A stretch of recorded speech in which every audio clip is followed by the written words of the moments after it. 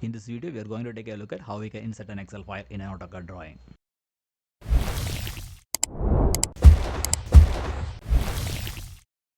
So let's first open the Excel file that we need to link with the AutoCAD drawing.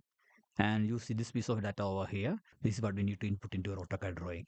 First, we need to select our data by clicking and dragging. Then go to Formula menu and click on Define Name. Then we get this new box. Here we have to enter some details. The first one is name.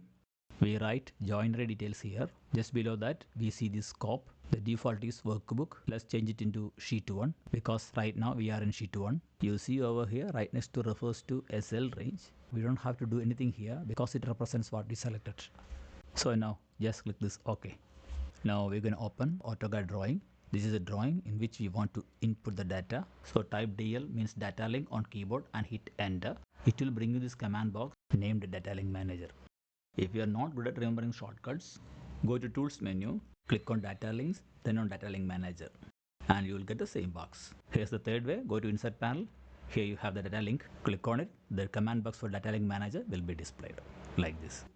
Now I've explained 3 ways through which you can bring the data link manager. You can choose any one of your choice. Okay. Now let's just jump into the actual process. Click on this create a new Excel data link, and in this box you write a name. The name should be somehow relevant because you can easily discern it from among many links if available. So I write joinery details because it's what our data is all about. I click this OK and a new box is opened. Here the first one is browse for a file. Click on this little button and the file explorer opens. Here you can locate the file and click this open. Next we need to take care of this link options. Here the default one under selection is link entire sheet. As you know, when we prepare data in the Excel sheet, we selected our data range and gave it a name. So the option we need to choose here is the second one, that's linked to a named range. If you click on this arrow, you can see all the available named ranges. Among those, joinery details is what we want now. So I select it, then click on this OK. Here you see AutoCAD has created a data link named joinery details to your data range in Excel named after joinery details. OK.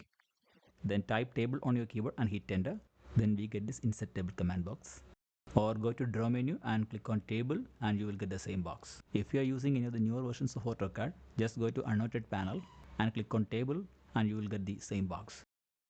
First one over here is the table style. By default it's standard. We leave it as it is. Then we have this insert options. You know, in the last step we created a data link. The option we need to select here is the second one. Then I click on this arrow and you see in this drop down box there is something named joinery details. It's the link that we created. Select it and then go to the next step. Now the preview panel starts to show our data. Under this insertion behavior, specify insertion point is the default.